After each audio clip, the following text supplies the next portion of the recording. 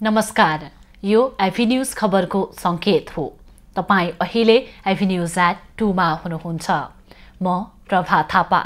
प्रारम्भमा मूल खबर। सत्तारूढ गठबन्धनका शीर्ष नेता देउबा दाहाल र नेपाल बीच भेटवार्ता। स्थानीय तहको निर्वाचन मिति, एमसीसी लगायतका विषयमा छलफल। बाघ वर्षको स्वागत गरी आज तामाङ समुदायले सोनाम लोसार मनाउँदै राष्ट्रपति प्रधानमन्त्री सहित दलका नेताद्वारा शुभकामना व्यक्त।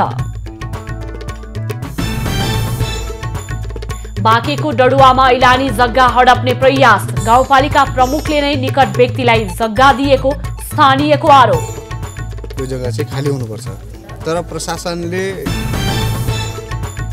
पर्वतमा पहिरोले क्षति पुर्याएको मोदी जलविद्युत आयोजनाको टावर मर्मत भएन। बिजुलीको तार जमिनमा लत्रिँदा दुर्घटनाको जोखिम। यो अविलम्ब चाहिँ बनाउनु पर्ने कुरो छ।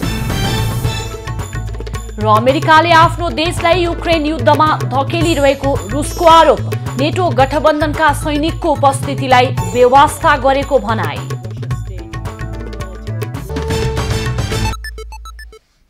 अब खबरको सिलसिला प्रारम्भ गरौं देउबा दाहाल र नेपाल बीच भेटवार्ता सम्बन्धी प्रसंगबाट। प्रधानमन्त्री शेरबहादुर देउबा र नेकपा माओवादी केन्द्रका अध्यक्ष पुष्पकमल दाहाल बीच भेटवार्ता भएको छ। प्रधानमन्त्रीको सरकारी निवास बालुवाटारमा देउबा र दाहाल बीच भेटवार्ता भइरहेको प्रधानमन्त्रीको सचिवालयले जानकारी दिएको छ। सचिवालयका अनुसार उनीहरू बीच स्थानीय तहको निर्वाचन, एमसीसी लगायतका विषयमा छलफल भइरहेको बताइएको छ। निर्वाचन आयोगले जेठ 4 गते स्थानीय तहको निर्वाचन गर्न सिफारिस गरेको छ। आयोगको सिफारिस अनुसार निर्वाचनको मिति तोक्ने प्रधानमन्त्रीको तयारी छ। अब बस्ने मन्त्री परिषद बैठकबाट निर्वाचनको मिति घोषणा गरिनेछ। पछिल्लो समय एमसीसीको विषयलाई लिएर सत्ता गठबन्धनका दलहरूका बीचमा मतभेद रहेको छ। यस विषयमा निकास खोज्न प्रधानमन्त्री देउबा विभिन्न नेतासँगको छलफलमा जुटेका छन्। नेकपा एमालेका महासचिव शंकर पोखरेलले आफ्नो पार्टीको बढ्दो शक्ति र लोकप्रियता रोक्न 5 दलको गठबन्धन बनेको आरोप लगाएका छन्।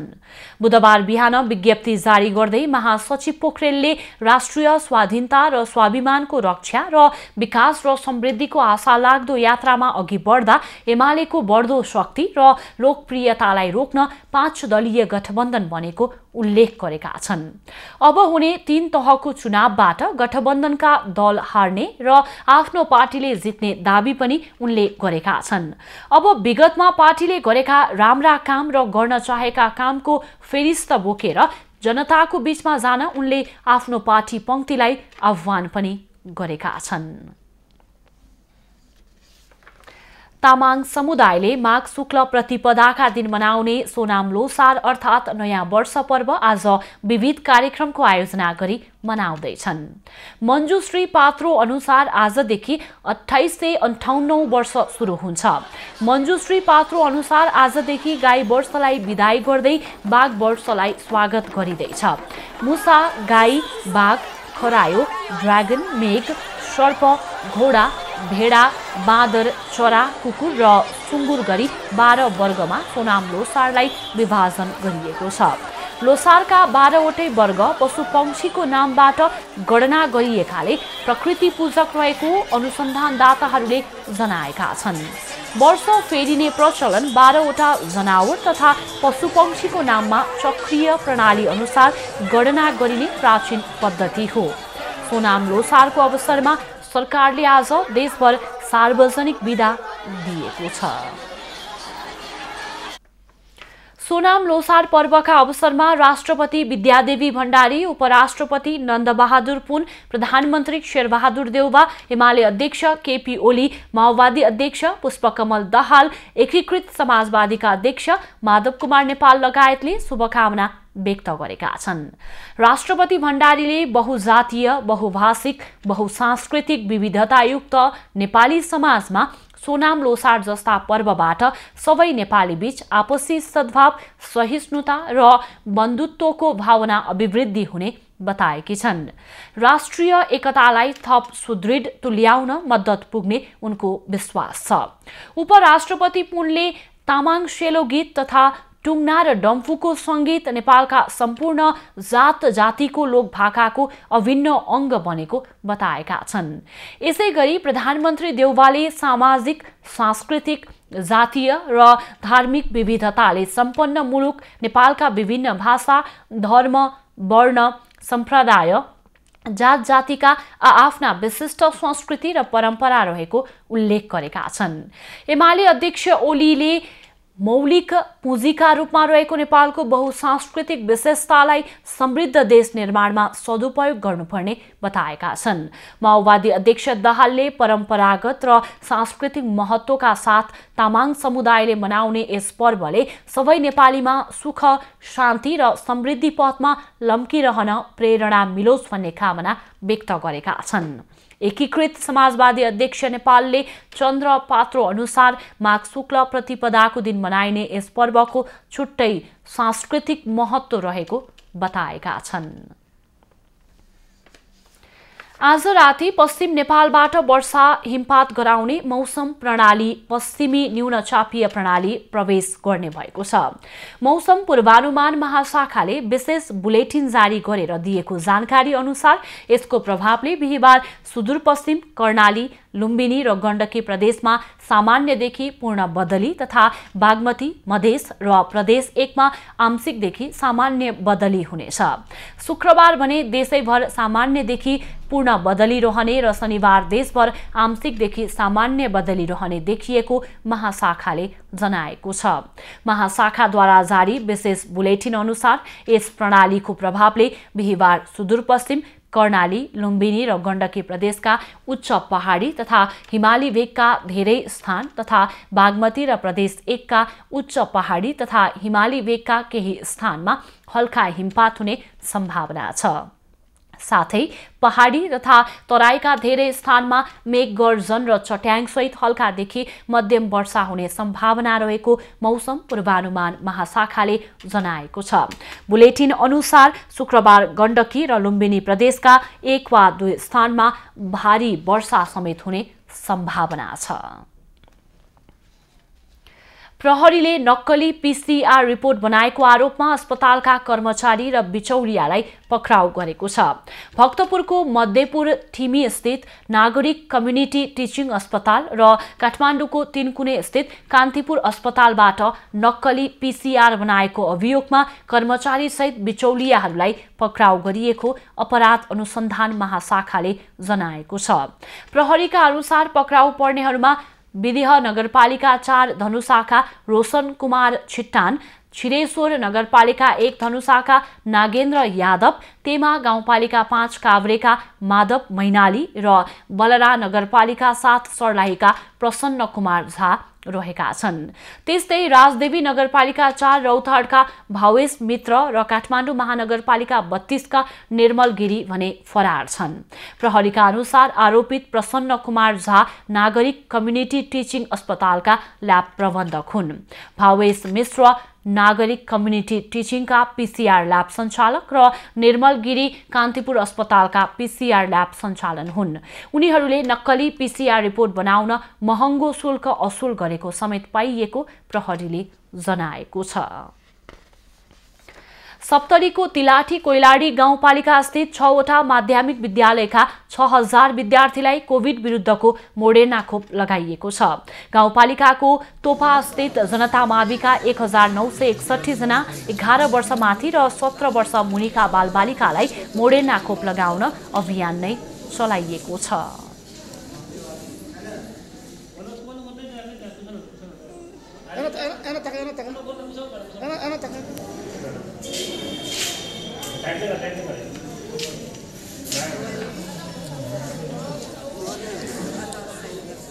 यो खोप लागिसकेपछि विद्यार्थीहरू क्लासमा बस्दा अलि निर्धक भएर बस्छ र हामीहरूलाई पनि सहज हुन्छ कि अब यो भाइरसको जुन डर त्रास थियो त्यसबाट केही हदसम्म उन्मुक्ति हामी पाउँछौँ र पठन पाठनमा विद्यार्थी पनि केन्द्रित हुन्छ र शिक्षक पनि केन्द्रित हुन्छ।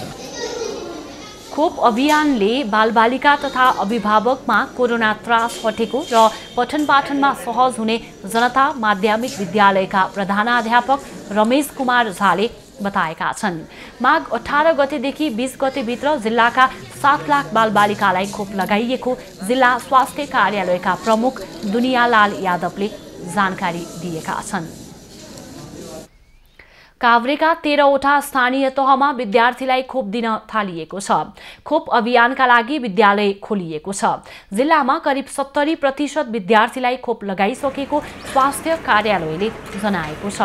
स्वास्थ्य कार्यालयका प्रमुख डाक्टर पुरुषोत्तम राज चेडाईले माघ 15 गतेदेखि 20 गतेसम्म खोप लगाउने मिति तय गरेर खोप लगाउने अभियान सञ्चालन भइरहेकोमा मंगलबारसम्ममा 70% विद्यार्थीहरूलाई खोप लगाइसकेको बताएका छन्। जिल्लाका सबै गाउँपालिकाभित्रका 200 भन्दा बढी विद्यार्थी संख्या भएको विद्यालयहरू सबै ठाउँमा र त्यो भन्दा कम भएको संख्याको हकमा भने आवश्यकताको आधारमा खोप केन्द्र सञ्चालन भइरहेको छ।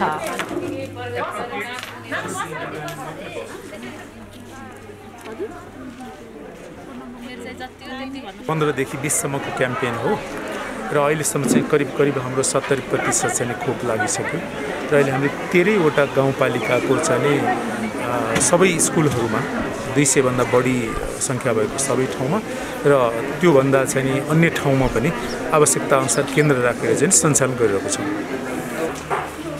बनेपा नगरपालिका स्वास्थ्य शाखाका जनस्वास्थ्य अधिकृत शम्भु कुमार महतोले बनेपा नगरभित्रका 36वटा केन्द्रहरू सञ्चालन गरी 17 गतेदेखि 21 गतेसम्म खोप अभियान सञ्चालन गरिरहेको बताए। यसैबीच बनेपा नगरपालिका प्रमुख लक्ष्मी नरसिंह बादे, काभ्रेका प्रमुख जिल्लाधिकारी हुमकला पाण्डे, सहायक प्रमुख जिल्ला अधिकारी अमरदीप सुनवार लगायतको टोलीले बनेपाका विभिन्न खोप केन्द्रहरूको अनुगमन गरेको छ। बाँकेको डडुवा गाउँपालिकाका प्रमुखले ऐलानी जग्गामा आफ्ना नजिकका मान्छेलाई बसोबासका लागि दिएपछि विवाद उत्पन्न भएको छ। सरकारी जग्गाको संरक्षण गरी व्यवस्थापन गर्नुपर्नेमा गाउँपालिका प्रमुख नै जग्गा हडप्न लागेको आरोप लागेको छ। बाँकेको डडुवा गाउँपालिका वडा नम्बर 6 काला बन्जरमा ऐलानी जग्गामा गिद्धे नजर परेपछि अहिले 2 बिघा जग्गामा भूमिहीन तथा सुकुम्बासीका नाममा कब्जा भएको छ। डडुवा गाउँपालिकाले अस्थायी प्रबन्ध भन्दै प्रमुखका निकट व्यक्तिलाई बसोबास गर्न दिएपछि विवाद उत्पन्न भएको हो। सरकारी स्तरबाट ऐलानी जग्गाको खोजी गरी संरक्षण गर्नुपर्नेमा स्थानीय व्यवस्थापनको नाममा जमिन भएका र अन्य मानिसहरूलाई उपभोग गर्न दिएर सरकारी सम्पत्तिको दुरुपयोग भएको स्थानीयले आरोप लगाएका छन्। ऐलानी जग्गामा व्यक्तिहरू आएर कब्जा गर्न थालेपछि स्थानीय चिन्तित बनेका छन्। वड़ा अध्यक्ष प्रधान नहीं रहे, यहाँ इंडिया चले गए रहे, तो हम लोग 4-6 आदमी गेरान हुआ, बातचीत करा जा रहा है। तो हमका प्रमुख जी दियो तो सबका बांट के दो ना, अन्ना दियो तो ऐलानी जगह हो सरकार का बड़ा रहे दो। प्रमुख जी जब आए रहे परसों रोज तो मैंने खाली 10 आदमी का मिली, बाकी कोई का न मिली। जे कागज 3 दिन के अंदर में कागज पहुँचा रहे 10 आदमी को बूथे दे देवे। हाँ साहब, 40 साल से कब्जा किया, गेहूँ बोई नहीं में पाए, इन लोग रात अपन कब्जा बनाया।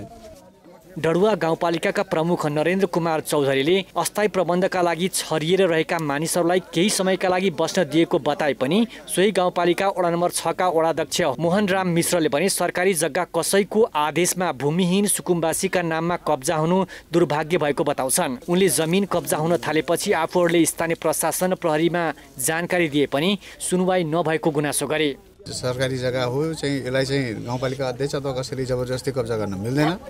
यो विषयमा हामीले चाहिँ जिल्ला प्रशासन कार्यालय मार्फत जिल्ला प्रहरी कार्यालयसम्म पनि निवेदन दर्ता गरायौँ। यो जग्गा चाहिँ खाली हुनुपर्छ, तर प्रशासनले यसमा चाहिँ चासो दिएन। संरक्षण गर्ने निकाय नै यसरी विवादमा आएर ऐलानी जग्गामा व्यवस्थापनका नाममा कब्जा गर्न लगाएपछि यस्ता सरकारी सम्पत्ति कसले संरक्षण गर्ने? डडुवाका सचेत नागरिकहरूले प्रश्न गरिरहेका छन्। नेपालगञ्ज ब्युरोको रिपोर्ट।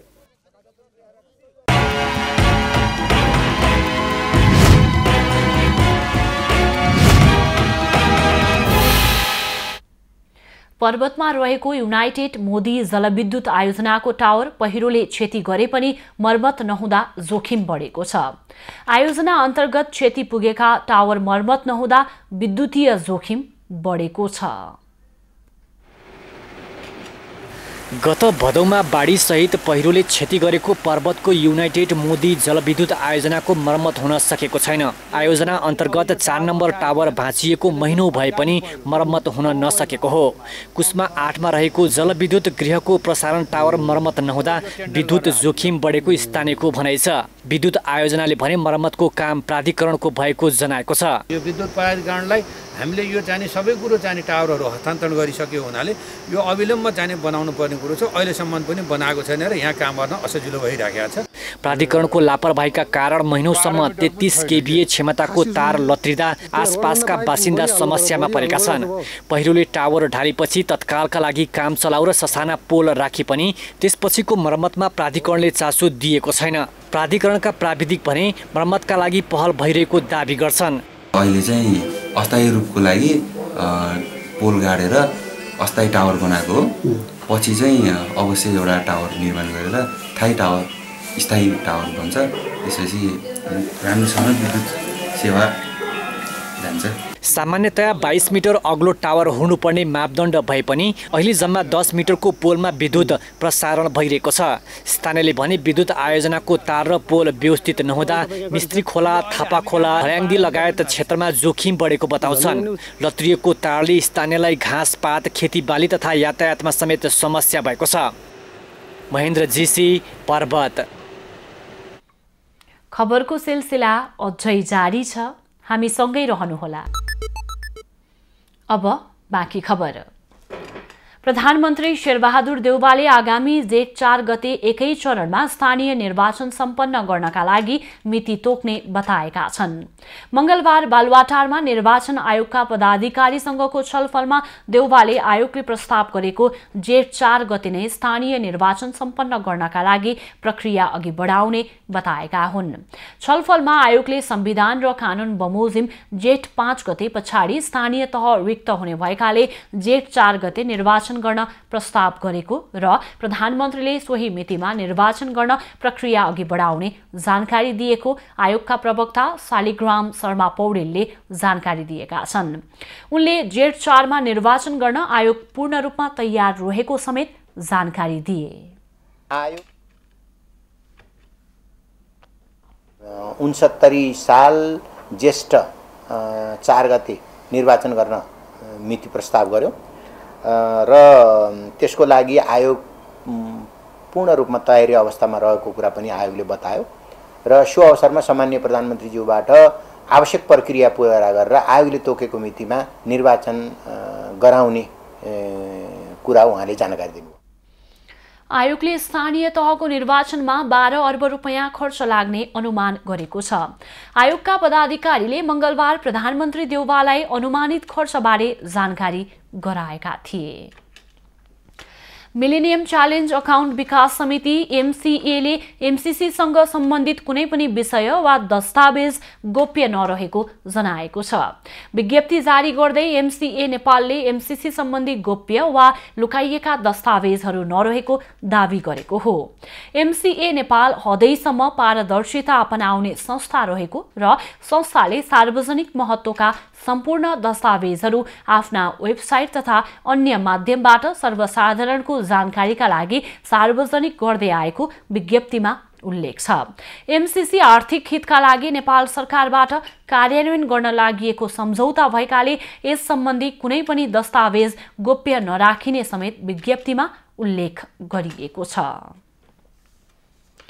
नेपाल आयल निगमले पेट्रोलियम पदार्थको मूल्य फेरि बढाएको छ। मूल्य बढाएको 3 साता नबित्दै निगमले मंगलबार राति 12 बजेदेखि लागू हुने गरी पेट्रोल, डिजेल र मट्टीतेलको मूल्यमा प्रति लिटर 3-3 रुपैयाँ वृद्धि गरेको हो। नयाँ मूल्य सूची अनुसार अब पेट्रोलको मूल्य प्रति लिटर 142 रुपैयाँ तथा डिजेल र मट्टीतेलको मूल्य 125 रुपैयाँ पुगेको छ। यस्तै आन्तरिक हवाई इन्धनमा प्रति लिटर 10 रुपैयाँ वृद्धि गरिएको छ। एलपी ग्यासको मूल्य भने यथावत राखिएको छ। अन्तर्राष्ट्रिय बजारमा कच्चा तेलमा भएको मूल्य वृद्धि अनुसार भारतीय आयल कर्पोरेसनले मंगलबार नयाँ मूल्य सूची पठाएको र सोही अनुरूप मूल्य समायोजन गरेको निगमले जनाएको छ। संस्कृति पर्यटन तथा नागरिक उड्डयन मन्त्रालयले रोयल्टी नबुझाउने क्यासिनोहरूलाई 7 दिनभित्र बाँकी बक्यौता चुक्ता गर्न अल्टिमेटम दिएको छ। मंगलबार मन्त्रालय अन्तर्गतको पर्यटन विभागले एक सूचना जारी गर्दै 7 दिनभित्र बाँकी रहेको बक्यौता बुझाउन भनेको हो। तोकिएको समयमा रकम दाखिला नगर्ने कम्पनीहरूलाई प्रचलित कानून बमोजिम कारबाही गर्ने चेतावनी पनि विभागले दिएको छ। गत कार्तिक 7 गते 35 दिने सूचना र पुस 27 गते 15 दिने म्याद तोकेर पत्राचार गरिए पनि अहिलेसम्म बाँकी रहेको बक्यौता चुक्ता नभएपछि 7 दिने सूचना जारी गरिएको हो। पर्यटन मन्त्री प्रेम बहादुर आलेले क्यासिनोहरूले तिर्न बाँकी रहेको रोयल्टी उठाउन ताकेता गरेपछि पर्यटन विभागले सक्रियता देखाएको हो। विभागका अनुसार राडिसन होटलले 18 करोड 76 लाख, रक इन्टरनेशनल प्राली काठमाडौँले 11 करोड 45 लाख 82,848 रुपैयाँ राजस्व तिर्न बाँकी छ। त्यसैगरी ह्याप्पी आवर प्राली काठमाडौँले 21 करोड 55 लाख र सेन्ट्रल मिडिया प्राली काठमाडौँले 13 करोड 39 लाख 50 हजार राजस्व तिर्न बाँकी रहेको विभागले जनाएको छ। नारायणहिटीमा रेस्टुरेन्ट तथा पशुपति धर्मशाला भाडा प्रकरणमा बतास समूहलाई छानबिन समितिले दोषी ठहर गरिसकेको छ भने खानी उत्खनन प्रकरणमा उद्योगी पशुपति मुरारका अख्तियारको छानबिनमा तानिएका छन्। तर नेपाल उद्योग वाणिज्य महासंघ भने उनीहरूको बचाउमा उत्रिएको छ।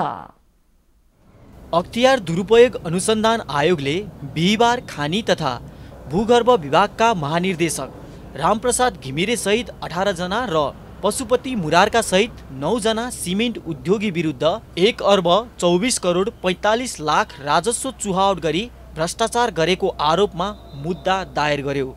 केही महिनादेखि नारायणहिटी दरबार संग्रहालय, पशुपति धर्मशाला लगायतका क्षेत्रमा अवैध रूपमा व्यापारिक कार्य सञ्चालन गरेको भन्दै बतास समूह विवादित छ। संस्कृति पर्यटन तथा नागरिक उड्डयन मन्त्री प्रेम बहादुर आलेले बताससँगको सम्झौता खारेज समेत गरिदिएका छन्। पछिल्लो समय अख्तियारको नजर समेत उद्योगीहरूमा पर्न थालेको छ। एकपछि अर्को गर्दै उद्योगीहरू छानबिनमा तानिन थालेका छन्। तर नेपाल उद्योग वाणिज्य महासंघ भने उद्योगीको बचाउमा उत्रिएको छ। उद्योगीहरू अवैध कार्यमा मुछिएर छानबिनको दायरामा पर्दा छानबिन प्रभावित गर्ने गरी महासंघले नै वक्तव्यबाजी गर्नु उचित नहुने तर्क पनि हुन थालेका छन्। महासंघमाथि यो अहिले मात्रै होइन, विगतदेखि नै प्रश्न उठ्दै आएको।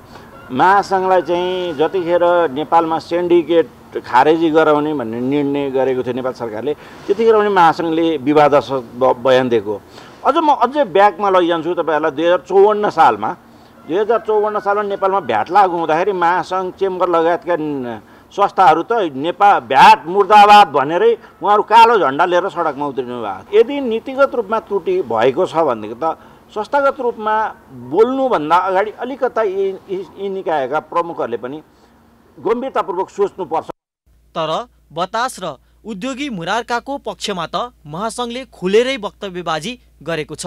उद्योगीलाई एकपछि अर्को गर्दै विवादमा तानेर हतोत्साहित गर्न खोजेको महासंघले आरोप लगाउँदै आएको छ। विज्ञप्ति निकाल्नु भनेको कुरो के छ त भन्दाखेरि हामी सधैँ व्यवसायपट्टिको जस्तै काम गरेर खान्छु भनेको छ, जो गरी खाने व्यक्तिको छ उनीहरूको पक्षमा हामी बोल्ने हो। के प्रभाव पर्छ? हामीले तपाईँको यदि गल्ती नठहरिकन हेर्नुहोस् है, अब गल्ती नठहरिकन कसैलाई चाहिँ तपाईँको यो लगेर टिभीमा फोटो देखाउने गरेर आक्षेप लगाउने या यसले गर्यो ठगेर खायो भन्ने त्यो नहोस् भन्ने हाम्रो चाहना हो।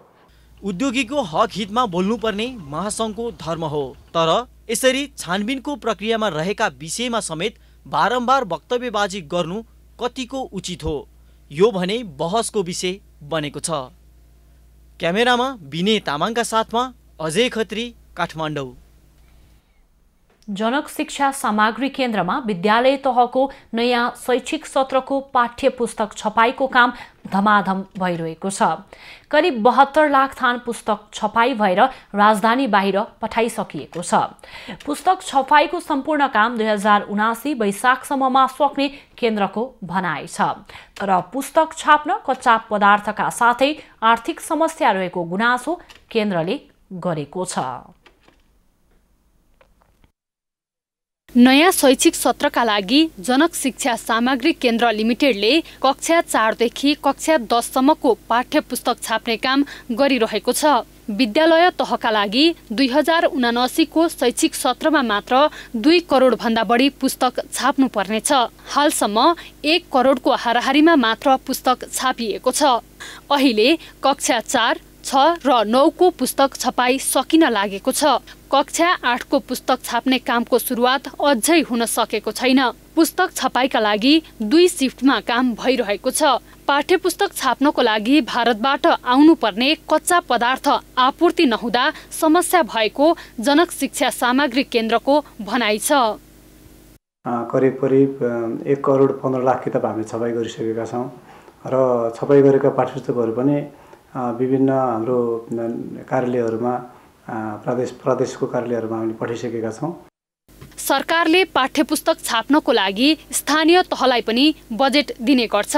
स्थानीय तहले निजी मुद्रण उद्योगमा छपाईका लागि सो काम दिँदा जनक शिक्षा कामविहीन हुनु परेको छ, जसले गर्दा वर्षेनी पुस्तक छपाईमा सरकारले जनक शिक्षा सामग्री केन्द्रलाई व्यवस्था गर्दा बैंकबाट ऋण लिएर काम गर्दा सकस हुने गरेको गुनासो केन्द्रको छ।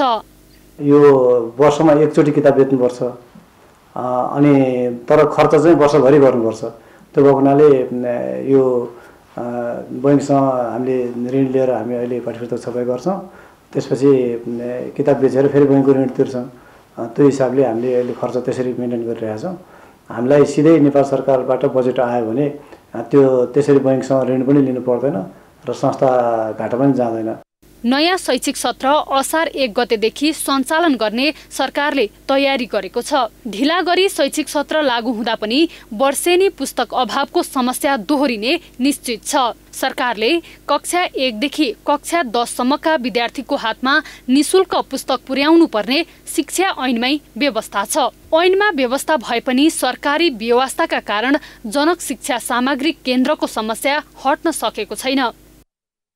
क्यामेरामा रविन्द्र लम्सालका साथमा गीताञ्जली अधिकारी, काठमाडौँ। म्याग्दीको बेनी अस्पतालमा स्थापना भएको भेन्टिलेटर सहितको सघन उपचार कक्ष आइसियु सञ्चालनमा जनशक्ति अभाव भएको छ। आइसियु सञ्चालनमा दरबन्दी नहुनु र करारका पनि जनशक्ति नहुँदा महत्त्वपूर्ण उपकरण प्रयोगविहीन अवस्थामा रहेका छन्। म्याग्दीको बेनी अस्पतालमा स्थापना भएको आकस्मिक कक्ष जनशक्ति अभावमा पूर्ण रूपमा सञ्चालनमा आउन सकेको छैन। गम्भीर प्रकृतिका बिरामीलाई जिल्लामै उपचार गर्न आकस्मिक उपचार कक्ष स्थापना गरिए पनि दरबन्दी र जनशक्ति नहुँदा समस्या भएको हो। दरबन्दी र जनशक्ति नहुँदा उपकरण भए पनि आइसियु चलाउन नसकेको अस्पतालको भनाइ छ। आइसियु कक्ष सञ्चालन गर्न कम्तीमा 4 जना मेडिकल अधिकृत, 10 जना स्टाफ नर्स, 2 जना परामर्शदाता र 4 जना सहयोगी पदका जनशक्ति आवश्यक पर्ने अस्पतालको भनाइ छ। एनुअली जस्तो 5 सयको आइसियु चलाउनलाई कम्तीमा 10 जना स्टाफ नर्स डेजिग्नेट गर्ने गरी र 4 जना मेडिकल अफिसर आइसियुको लागि डेजिग्नेट गर्न सक्ने गरेर कम्तीमा 2 जना कन्सल्टेन्ट सेकेन्डरी आउँदै गरे पनि कम्तीमा 10 जना स्टाफ नर्स र 4 जना मेडिकल अफिसर आइसियुको लागि उपलब्ध गराउन सकियो भने एकदम ठुलो इन्टरभेन्सन नगरे पनि आइसियु मोनिटरिङको लागि राख्नुपर्ने केसेसहरूलाई त्यतिलाई चाहिँ हामीले अहिले इनिसिएट गर्न चाहिँ सक्छौँ। गण्डकी प्रदेश सरकार मातहत रहेका 11वटै जिल्लाका अस्पतालमा भेन्टिलेटर सहितको आइसियु कक्ष बनाएर 1.5 वर्ष अघि नै उपकरण जडान भएका थिए। अतिरिक्त जनशक्ति नभएपछि मौजुदा जनशक्तिबाटै बालबालिका उपचार कक्षको आइसियु कक्षलाई प्रयोगमा ल्याउने तयारी गरिएको छ। गत वर्ष 5वटा बेड आइसियु ल्यायौँ, स्थापना गऱ्यौँ। यसका विविध समस्या छन्। अब मेन पावर नभएको कारणले सञ्चालन छैन। फेरि पनि अहिले बच्चा वार्डसँग 3वटा बेड आइसियु सञ्चालन भएको र यो सबै वार्डसँग नजिक भएको कारणले अल्टरनेटको रूपमा भोलि हेर्दाखेरि त्यो बिरामी राख्नै पर्ने अवस्था भयो भने अबको केही हप्ता, अब 1 हप्तापछि हामी यो सञ्चालनमा ल्याउँछौँ। अस्पतालमा विद्यमान चिकित्सक र स्वास्थ्य कर्मीबाट सेवा दिन सकिने भएकाले बालबालिका उपचार कक्षको आइसियुलाई प्रयोगमा ल्याउने गरी पूर्वाधार तयार गरिएको छ। गम्भीर प्रकृतिका बिरामीलाई जिल्लामै सर्वसुलभ उपचारको व्यवस्था मिलाउन गण्डकी प्रदेश सरकारले विक्रम सम्वत 2076 असारमा अस्पतालमा रु 1,25 लाख खर्चेर 2वटा भेन्टिलेटर सहित 5 शय्या क्षमताको आइसियु कक्ष स्थापना गरेको थियो। म्याग्दीबाट धीरन खत्रीको रिपोर्ट। आमा बेपत्ता भएपछि बर्दियामा 3 जना बालबालिकाको बिचल्ली भएको छ। 1 महिनादेखि आमा बेपत्ता भएपछि गुलरियाका 3 बालबालिका बिचल्लीमा परेका हुन्। 1 महिनादेखि आमा बेपत्ता भएपछि बर्दियामा 3 जना बालबालिकाको बिचल्ली भएको छ। गुलेरिया 6 दिपेन्द्र नगर टोलमा भाडामा बस्दै आएका शशिराम घरतीको 35 वर्षीय श्रीमती शान्ति घरती 1 महिनादेखि बेखबर भएपछि बालबालिकाहरू बिचल्लीमा परेका छन्। खान पाएको छैन। हामी यहाँ गाउँलेहरूले मिलेर कहिले बिस्कुट, कसैले च्याउचाउ, कसैले अलिअलि दाल चामल ल्याएर दिन्छौँ र बुगाले पकाएर खुवाउनुहुन्छ। एकदम अल्पत्र परेको छ। उसको आमा चाँडोभन्दा चाँडै घर आइदिए हुन्थ्यो। नआए पनि सङ्घ संस्थाले बच्चालाई लिएर गएर उद्धार गरेर कुनै शशिरामको आर्थिक अवस्था अत्यन्तै कमजोर, त्यसमा पनि श्रीमतीले छाडेर गएपछि परिवारको नै बिचल्ली भएको हो। श्रीमती नभएपछि उनका 4 वर्षीय छोरी, 6 र 10 वर्षका छोराको सम्पूर्ण अभिभार आफूमा परेको र बालबालिकाको हेरचाह गर्न बाबु घरतीलाई हम्मे हम्मे परेको बताए। मेरो स्वास्नीको कोही पत्ता अत्ता छैन, होइन कहाँ छ कहाँ छैन। धेरै खोजी गरेँ, मैले आफ्नो तनखाले पनि खोजी गरेँ, होइन अरू कसैसँग सहायता गरेर पनि खोजी गरेँ, अहिले त भेटिया छैन। सामुदायिक वनमा चौकीदारी गरे बापत मासिक 4500 आम्दानीले बालबालिकाको लालन पालन गर्न थप चुनौती बन्दै गएको छ। श्रीमती बेपत्ता भएपछि नाबालक बालबालिकाको रेखदेख गरिरहेका 52 वर्षीय घरतीले बेपत्ता भएकी श्रीमतीको खोजी गरिदिन अनुरोध गरेका छन्। अब भेटियो भने कोही गरेर ल्याइदिनु गर्ने छ। बच्चाको लागि सानो एउटा लाटो छ, एउटा अलि उ छ बोल्छ, यो लाटो छ। अब कता माइतमा गयो कि कहाँ गयो। माघ महिनाको तराईको कट्ठाङ्ग्रेदो जाडोमा चिसो सिमेन्टको फर्समा लगाइएको बिस्ताराले घरती परिवारको अभाव स्पष्ट झल्किरहेको देखिन्छ। त्यही चिसोमा अबोध बालबालिकाहरू कष्टकर रात काट्न बाध्य छन्। नाबालकलाई शिक्षा, दीक्षा तथा पालन पोषणका लागि सहयोगको आवश्यकता रहेको स्थानीयको भनाइ छ। हाम्रो अगाडि पनि एउटा दुःखै लाग्छ क्या, नाबालक पढ्ने केटाकेटी हो, यति बेला स्कुल जानुपर्नेमा भात पकाउने खाने कुनै संस्थाले त्यस्तो सहयोग गरिदिए हुने हो। उनको अवस्था देखेर स्थानीय लीला बहादुर बुढाथोकीले निशुल्क एउटा कोठा दिएका छन्, तर त्यो मात्रै सहयोग पर्याप्त छैन। बालबालिकाको बिचल्ली देखेर छरछिमेकीले बिस्कुट, चाउचाउ दिने गरेका छन्। न्यून आय भएका घरतीको भान्सामा अन्नपातको पनि अभाव छ। दुर्गा आचार्य, बर्दिया। लोप हुँदै गएको मौलिक परिकार यमरीको प्रचार प्रसार गर्ने उद्देश्यले पनौतीमा विद्यार्थीले होटल सञ्चालन गरेका छन्। पनौतीमा जारी 12 वर्षे मेला अवधिभरका लागि पनौती आधारभूत विद्यालयमा अध्ययनरत विद्यार्थी, शिक्षक तथा कर्मचारीले होटल सञ्चालनमा ल्याएका हुन्।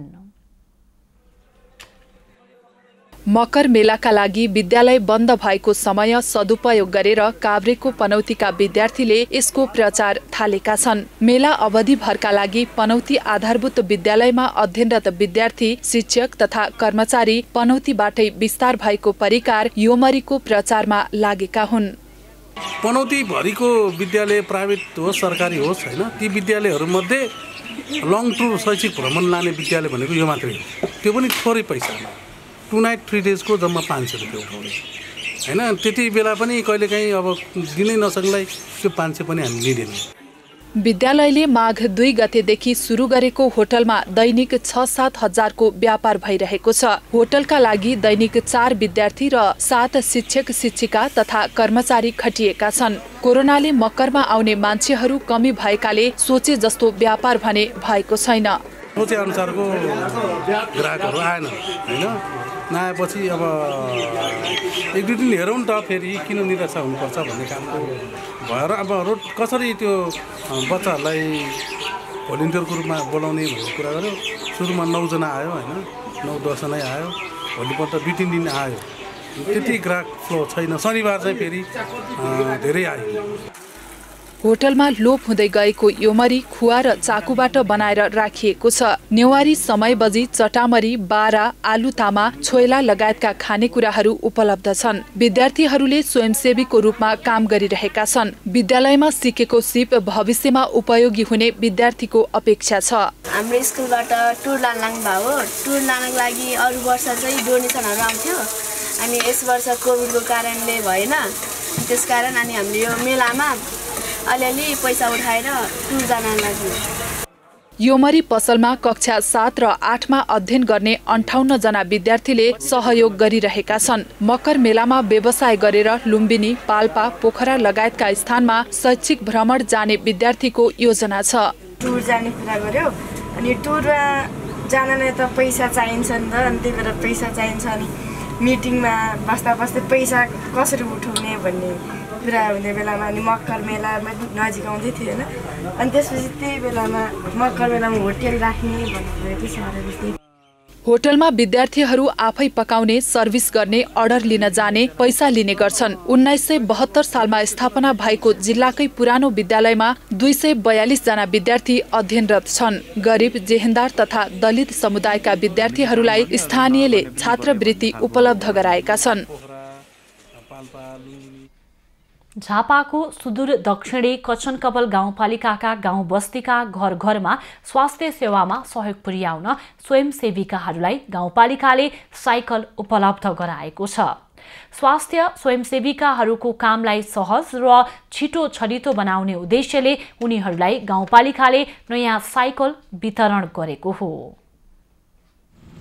झापाको सुदूर दक्षिणी कचनकबल गाउँपालिकामा दूरदराजका गाउँ बस्तीका घर घरमा वर्षौंदेखि हिँडेरै पुगेर स्वास्थ्य सेवा पुर्याउँदै आएका स्वास्थ्य स्वयंसेविकाहरूको समस्यालाई ध्यानमा राख्दै गाउँपालिकाले साइकल उपलब्ध गराएको छ।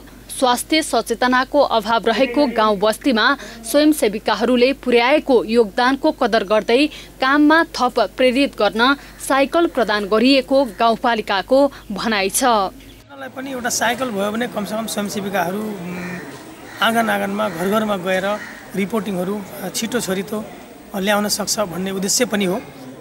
गाउँपालिकामा हाल सेवारत 61 जना र वर्षौंसम्म सेवा पुर्याएर अवकाश भएका 7 जना गरी 68 जनालाई साइकल वितरण गरिएको गाउँपालिकाले जनाएको छ। गाउँपालिकाको वार्षिक योजना अनुसार स्वयंसेविकालाई साइकल वितरण गरिएको बताइएको छ। स्थानीय भाषाहरूमा बुझ्ने मान्छेहरू त्यो हिसाबले चाहिँ उहाँहरू भित्रभित्रसम्म छिरेर चाहिँ पब्लिकहरूलाई सेवा दिने काममा दत्तचित्त रहनु भएको छ। त्योबाटै खुसी भएर उहाँको सेवा प्रवाहको क्रम सहज होस् भन्ने हेतुले पनि हामीले उहाँहरूलाई यो साइकल वितरण कार्यक्रम नयाँ साइकल पाउँदा निकै खुसी लागेको भन्दै गाउँपालिकाले आफ्नो कामको सम्मान गरेकोमा खुसी व्यक्त गरेका छन्। पहिले हामी हिँडेर जाँदै थिए, गाउँ गाउँ डुल्दै थिए, अलिकति दुःख थियो, तर गाउँपालिकाले हामीलाई साइकल दिँदैछ। अहिले धेरै खुसी छु, तर अब हिँड्नु पर्दैन, हामी साइकलमा अब चढेर गाउँ गाउँ डुल्छौँ। साइकल खरिदमा करिब 5 लाख रुपैयाँ खर्च भएको गाउँपालिकाले जनाएको छ। सोही कार्यक्रमका बीच सेवाबाट अवकाश पाएका 7 जना स्वयंसेविकाहरूलाई गाउँपालिकाको तर्फबाट 25,000 नगदसहित साइकल प्रदान गरेर सम्मान गरिएको थियो। झापाबाट सन्तोष नेउपानेको रिपोर्ट। खबरको सिलसिला अझै जारी छ, हामी सँगै रहनुहोला। अब पालो एभिन्यूज एट मौसमको।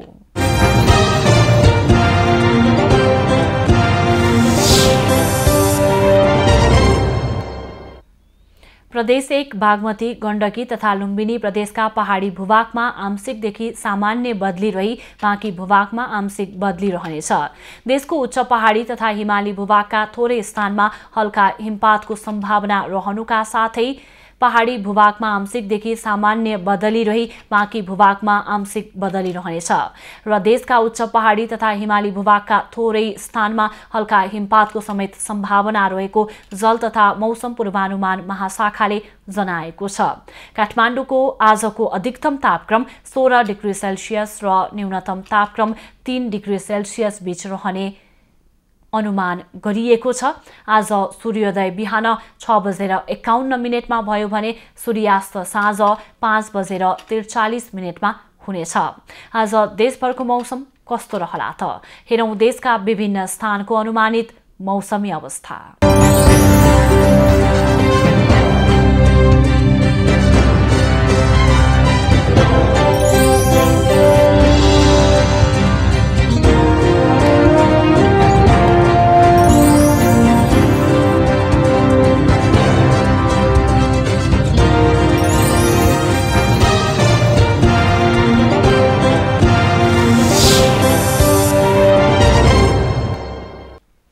अहिलेलाई खबरको क्रम यति नै।